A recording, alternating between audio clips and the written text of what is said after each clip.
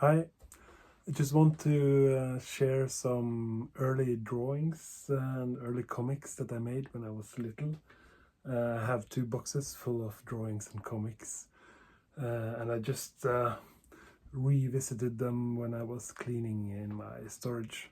So now I just want to browse through it and maybe share some of my first booklets with you.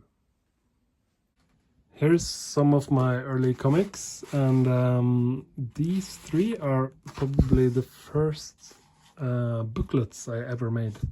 I think these are the first, which is like a Star Wars ripoff, based on this computer game and the calculator graphic based computer games that the computer games that we had when we were children. And then I made this Star Wars-ish story based on this small computer game. So it's even like a two-part booklet. So it continues here. Space battles. See the ships from behind, they're landing inside a space station, and Chewie and a Care Bear is coming along, and a R2-D2-ish and Darth Vader actually turns up. So, and they are clashing lightsabers. So I'm the first time I saw Star Wars, I was probably 6 years old. So it's after 1986. But this one is one of the first I was really like satisfied with, because I put a lot of work into it. I put an evening into it. It was my first children's book. Walter på villspor.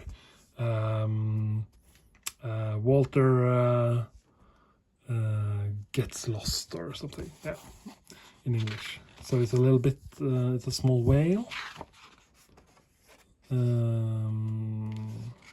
It's living somewhere in the sea, and I was really satisfied with the whole process, because I was writing the text with my dad's typewriter, which was this semi-digital typewriter that had a delay, so you could write a part of sentence before it actually printed on the paper. So typed it on the paper. So if you spelled something wrong, you could actually discover it before before the machine typed it. So I typed all the text, and then I drew the drawings. And you see I have like frames on all the text, ships and turtles. And the story is a ripoff of a Norwegian television program called Blekkulf, which was a squid that was in a way like a environmental topic children's television series with illustrated pictures. So it was almost like watching a picture book, and I loved the Blekkulf. So I made my own copy of that here. Yeah. But it was always comics I loved to make. So, and the first comics I made was Superman and superhero stuff. But I had some cousins that I really looked up to, so I started to make comics about them. And this comic is about one of my cousins that I liked a lot, called Stian. And we are going on like an adventure together and traveling in time. See here. So I think most of the comics I made when I was little was these adventure comics, influenced by He-Man and Indiana Jones and some Norwegian stuff that you haven't seen, but where time travel is a big part of. And I've always been enjoying drawing like submarine stories. So I think I have to work more with that in the future as well. This one is very nice. I copied it on my mother's copy machine at work, and then I colored it when I came home. This is like a Jules Verne or a Donald Duck-ish story where they discover a world inside the center of the earth. Very similar ending to Jules Verne.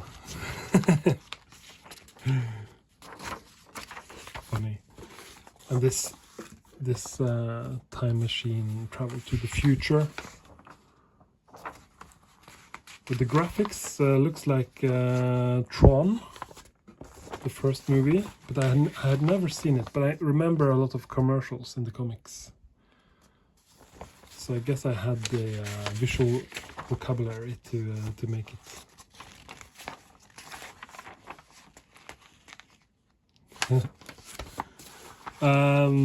Most of my comics I didn't finish because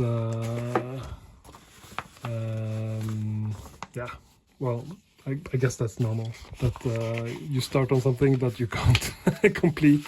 So I have very many comics that are like this. Back to Rome, and then it starts the intro scene. Someone are traveling to Rome, and then it's even like a title on the second page. It's really exciting. And then I lost steam, and the rest is empty. Yeah. So I'm really happy I have been taking care of all these comics. I made a lot. Yeah, look here. I made a lot when I was around 13, 14, and even 15. And we even had this newspaper at school I could make comics for, so I made like X-Files comics for that paper. So I had a really high production at that age. Yeah, that was all I wanted to show you, and thank you for watching.